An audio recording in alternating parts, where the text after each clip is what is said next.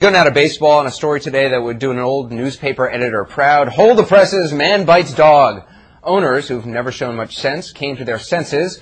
Players who, over the years, rarely passed up an opportunity to press for more, well, they settled for somewhat less. A business, and believe me, baseball is a business, that hasn't had a labor dispute in recent history without a strike or a lockout. Instead, today had neither. Keith Olbermann called it last night, so he has the honor again. Mr. Olbermann, batter up. It was really bad, and it would have been really worse if they had gone out. And here exactly is how far baseball would have fallen had the players gone on strike this afternoon. Quietly, the Pfizer company had revealed it would have immediately stopped running its television advertisements for Viagra, featuring first baseman Rafael Palmeiro of the Texas Rangers. Baseball would have been so tarnished that one of its most venerable players would no longer have been respectable enough to represent what is essentially a pharmacological aphrodisiac. Thankfully, those commercials and the leaky roof of the free stadium they gave Bud Selig's Milwaukee Brewers and the debate over who's the greatest hitter who was ever frozen and all the other timeless traditions of the national pastime can continue uninterrupted. So, just like the All-Star game, Bud Selig presides over another tie. It represents, for the first time in baseball history, that we have reached a collective bargaining agreement without the loss of a single game. The baseball owners got virtually everything they wanted structurally out of the labor settlement that prevented the strike. But clearly it was the players who got the financial terms that hang from that new structural skeleton. The owners wanted a luxury tax that kicked in on payrolls of more than $102 million. Instead, they settled for $117 million.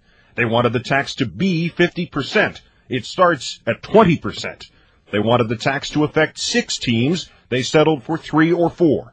And to get this, they had to raise the minimum salary to $300,000 a year and to put off for at least 4 seasons Bud Selig's dream of eliminating 2 franchises. The union thus saved about 60 jobs for at least 4 years.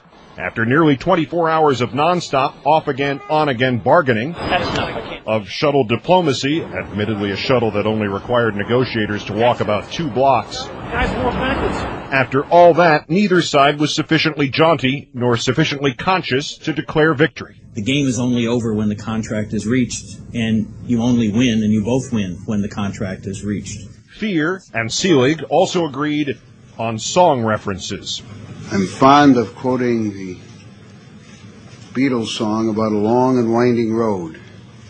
And this has been a long, very difficult and winding road.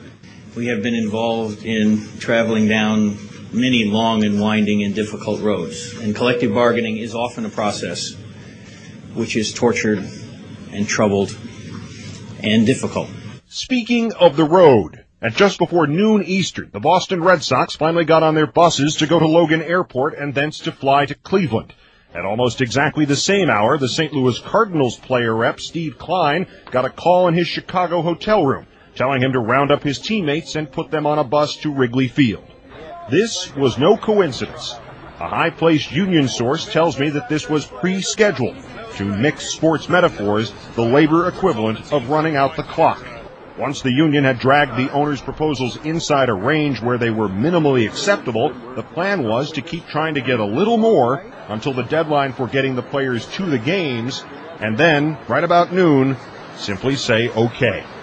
Lost in the saving of the season, the irony of the saving of the Expos. The Montreal team had been virtually killed off by the 1994 strike. Now, because of the no contraction provision, it has been saved by the 2002 averted strike.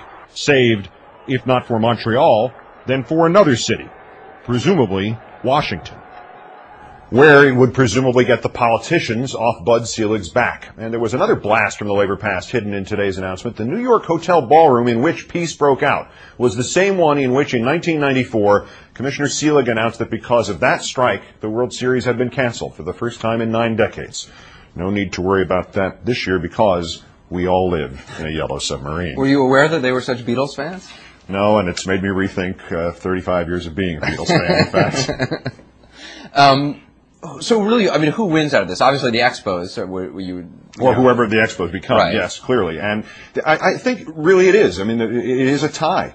the structures that the owners said they needed to make the game, the business at least, if not the game on the field, more equitable between the small markets and the large markets, were all put in place. The union philosophically agreed to them, but when they were put in place, those final numbers look an awful lot more like the numbers we were talking about from Tuesday night that the players were at. The owners moved almost up to them at the deadline. So I think that there really is a question of no winner in this situation. Do you really think the Expos are going to move? I mean, what's the well, there are only two options. They're not going to stay there as a ward of Major League Baseball, sort of the night of the living dead, which is what they've been the last couple of years. Either maybe some push will be made to restore that franchise, get them a real stadium, get them a real owner, or they will be moved, presumably to Washington. That would be the best location. The same thing could happen in Florida. Now there's a possibility you could buy a ballpark or build a ballpark with some of this revenue-sharing money and get a Miami franchise that's up and going again. There are a lot of little, hypodermic needles sent around the major leagues that could improve individual franchises and just therefore raise the whole economics of the game and